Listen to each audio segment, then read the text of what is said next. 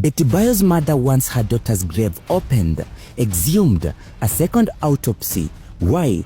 Because she says Beaty Bayo did not die from leukemia, but from head injuries after a violent assault. Mama Beaty Bayo, eh?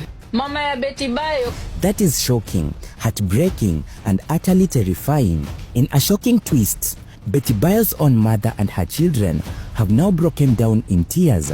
A new explosive allegation has turned her entire burial story upside down. Sikuwa nataka kuongea hiyo maneno. Ndio maana ninajua mambo mengi lakini nimenyamaza kwa sababu nilikuwa nataka tukunyamaza. But that is not even the craziest part, because what Beaty Bayo's mother is demanding right now could shake the entire nation and possibly send someone to jail. Mom. Sai utajua that anything that is yours is now mine. Today, we uncover the shocking truth behind Beaty Bayo's mysterious death, why her mother now insists that she did not die from leukemia, but from something much darker. Tension is rising, accusations are flying in, and a family is on the brink of war.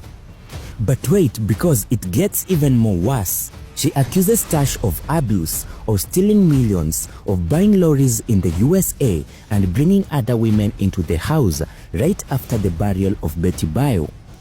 Mimi ukinikosea nakusamehe, halafu nakupea bonus ya kukusahau. The family is in total chaos.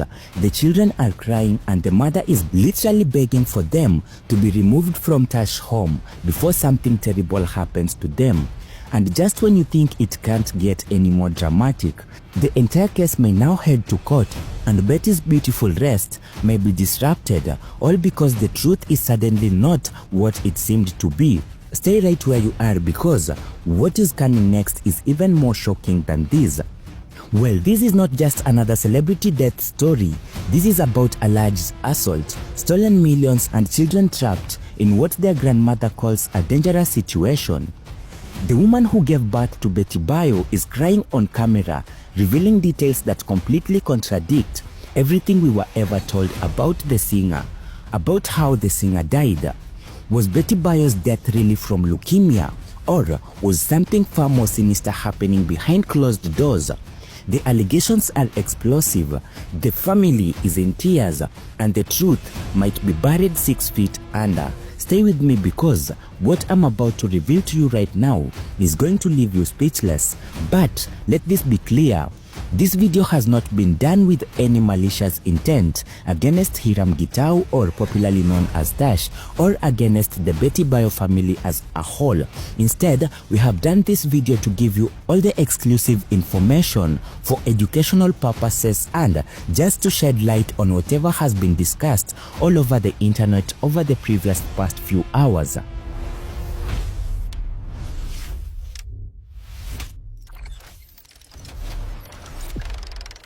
Now let's talk about the official story that falls apart. Let me take you back to November 10th of 2025.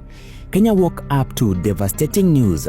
The beloved gospel singer Beaty Bayo had passed away at Kenyatta National Hospital. The official cause, acute leukemia, blood cancer. She was only 42 years old. The nation mourned. Fellow gospel artists paid tributes. Pastor Kanyari, her ex-husband and father of her children, posted a heartbreaking message. Huyu ni mtu ambaye alikuwa amekaa na hiyo kansa kwa muda mrefu. Kwa hivyo wale walikaa karibu na yeye wangefaa kuangalia mood.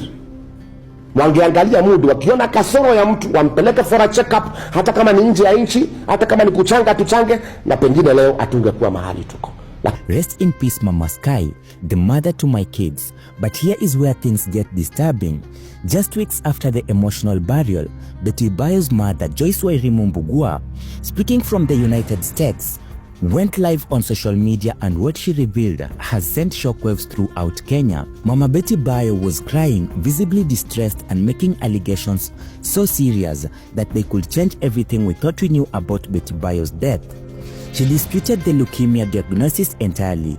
She claimed her daughter's death was not from cancer but from something far more sinister. Head injuries allegedly sustained from domestic violence. But wait, there is more. This is not just about questioning a medical diagnosis.